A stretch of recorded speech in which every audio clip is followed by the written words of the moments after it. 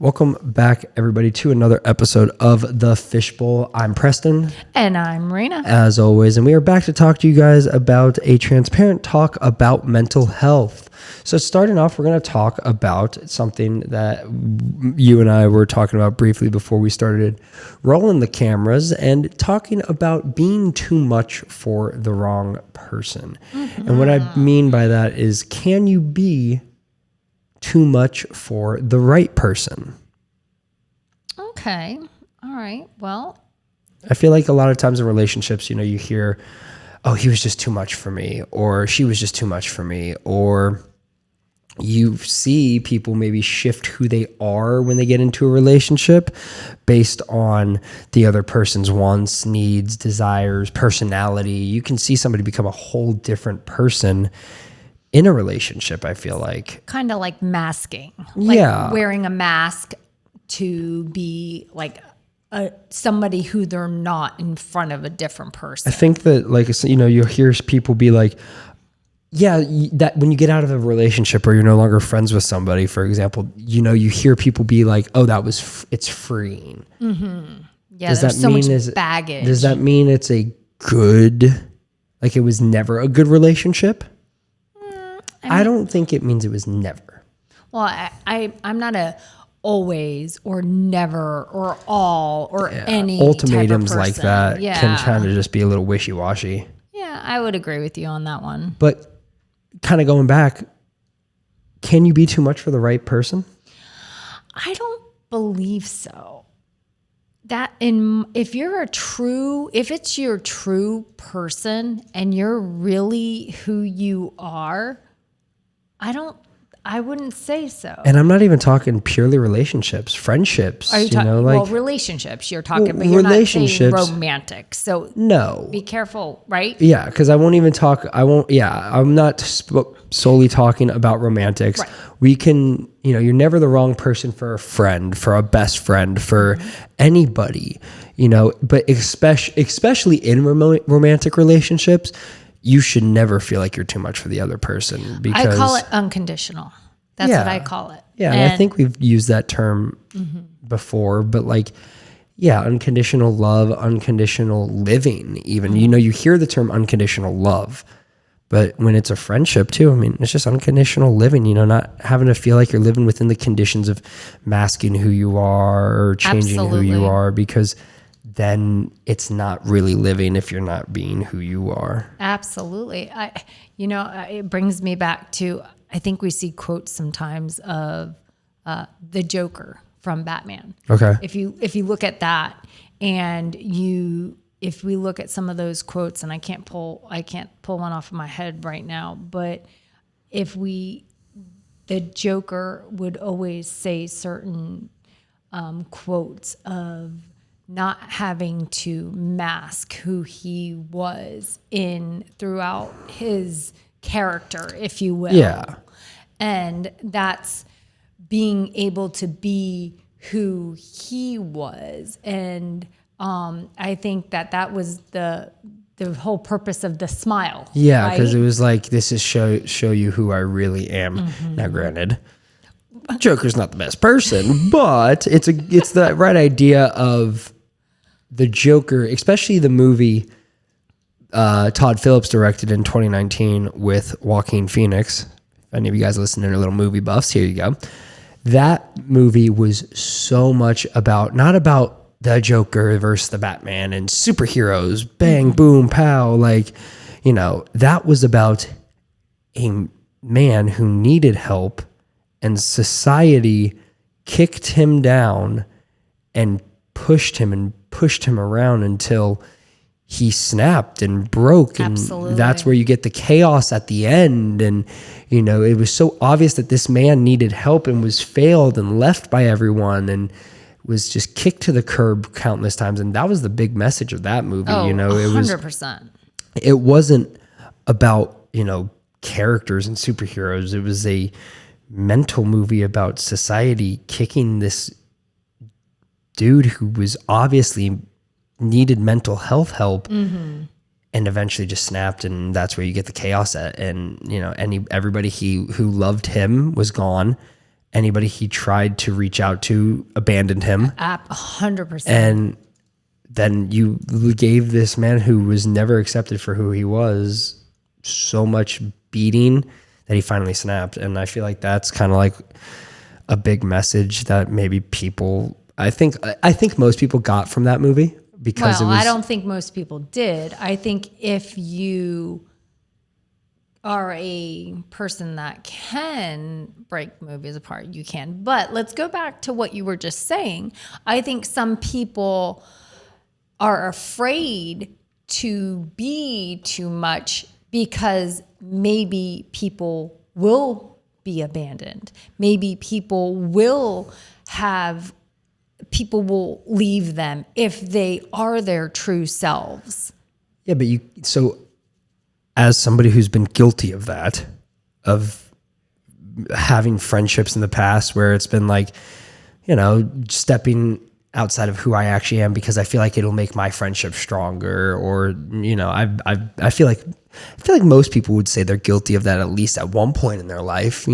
Societal pressures, stuff like that. Of what? What do you mean?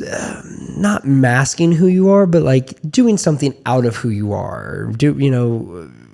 Being somebody you aren't, even if it doesn't better you, Well, I think sometimes people may try to do certain things to maybe, whether it's impressing a colleague or trying to fit into a social circle, or even to impress on a first date, or whatever it might be. You might do that as what they call a first impression, even maybe to on an interview even. Yeah. Of course, it's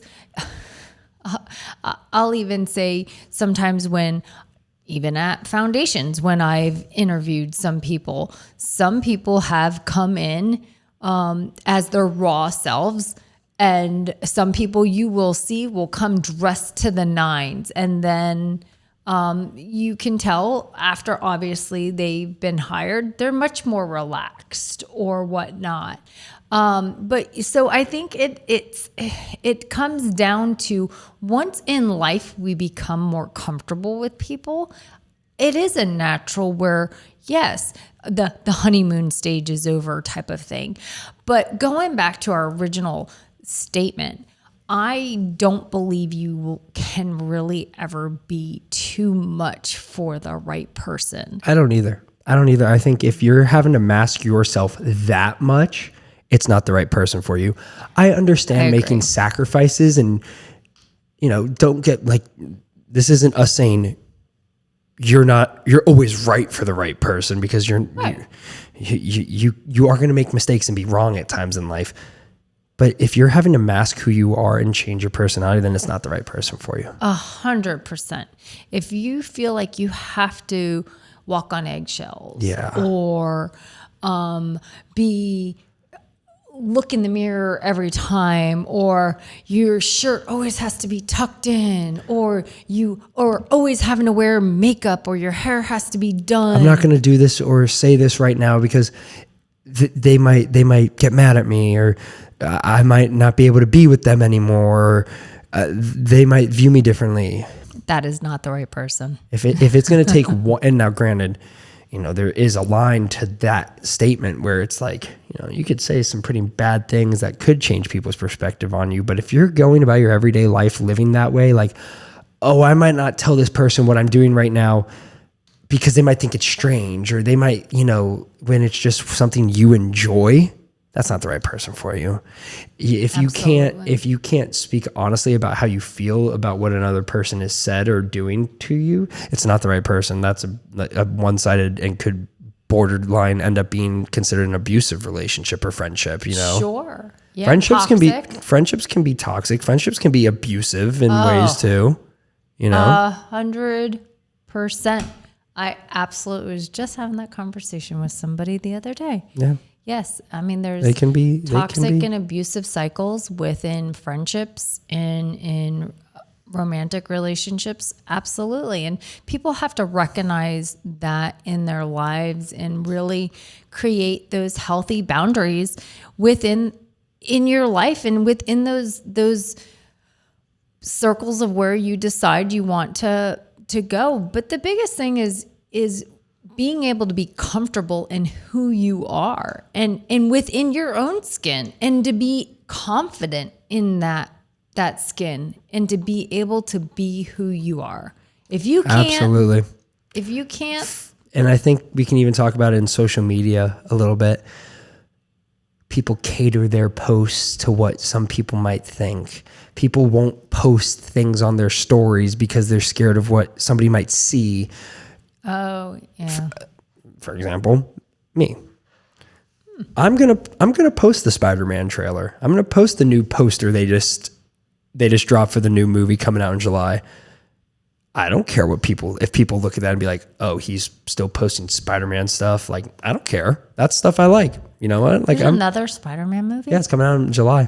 So yeah, I'm going to post it. I'm going to share it. I'm going to have, post photos of me living my best life and doing activities that I think are fun.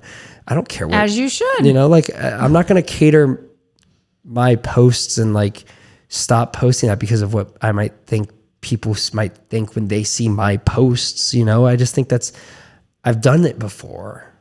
Surprise. Where and I think every kid who's grown up with social media has.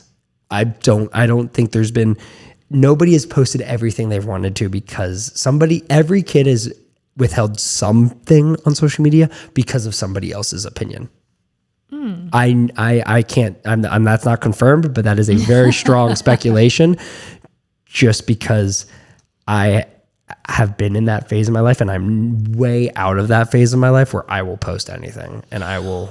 Well, and I think, and I've heard other people say that too. And I've heard other people say, oh, I can't post this because so-and-so might see it and I don't want them to get mad and such. And I don't know. Yeah, to be honest, I'm not on social media. So, I don't really know about that per se. So I try to, but I have heard that, and that's stressful. Yeah. And that's not being able to be who you are in a sense of who you are and who you're wanting to be able to be. And that does stink. It does, because those are the people you want to be able to have people in your life that celebrate all of you, your highs, your lows. And there are some people that only want to be in your life that celebrate the chaos. The chaos, some people only want to celebrate the highs. Some people feed off chaos. Some people enjoy seeing chaos out of other people. Some people enjoy seeing, as messed up as it sounds, the lows out of other people because it gives them a feeling of chaos. Power. Well, chaos can be good. Chaos can. Organized chaos, as they always call it. Say that. Yeah, organized chaos. But pure chaos is never good. Well, the people that feed off the chaos and the lows, they feed off that because then it gives them the sense of purpose, that they're there to save you or to help you or you need them. So they're feeding into that chaos to come and save you, and that they're giving you, I'm here to save you. So now you need me to fix your chaos. Yeah. So, but again, is that true? Is that true companionship, friendship, whatever you want to call it? Or is that codependency? Or is that a toxic connection? Yeah. If that's the only time that is a connection with someone. Yeah. What do you think? I just think it's more toxic. I think it can be codependency, but it also is toxic because if there's somebody who's only good for you when you're in your chaos, and there's some root to it. If they're only good for you in your chaos, and you should be able to go to anybody who's good for you in your life at any time in your life. Good, bad, okay, great. Well, that's that unconditional. So that's going back to that. It's unconditional. Unconditional living. And just remember, I like to always kind of, as we're getting to the end of this episode, I always like to kind of try to leave you with one strong message. You know, when I've been talking to somebody, I always try to find that one strong message to leave each session with, you know, whatever it is. You know, we could be talking about an entire thing for that hour, and whatever, if I could leave with one strong thing that could change my perspective for the next 24 hours and start implementing that into my daily life, this message would be, you're never too much for the right person. Never. Don't ever feel like you're being too much for somebody. I would agree 100%, 100%. And I also believe that connection for people is out there. Yeah. So absolutely. Yeah. Absolutely. There's somebody for everybody. There really is. There really, really is. But that's all we have for you guys today on this episode of The Fishbowl. Thank you guys so much for listening. Absolutely. Thank you. As always, I'm Preston. And I'm Rayna. Don't forget to like, comment, subscribe, and give us any cool topics you want us to talk about in these next episodes. We'd love to hear you guys' feedback. Leave a comment, what you think of the episode. Give your thoughts on today's topic of being too much for the right person. Give your thoughts and comments down below, and we'll see you guys in the next episode. Take it easy, fam. Peace. Bye.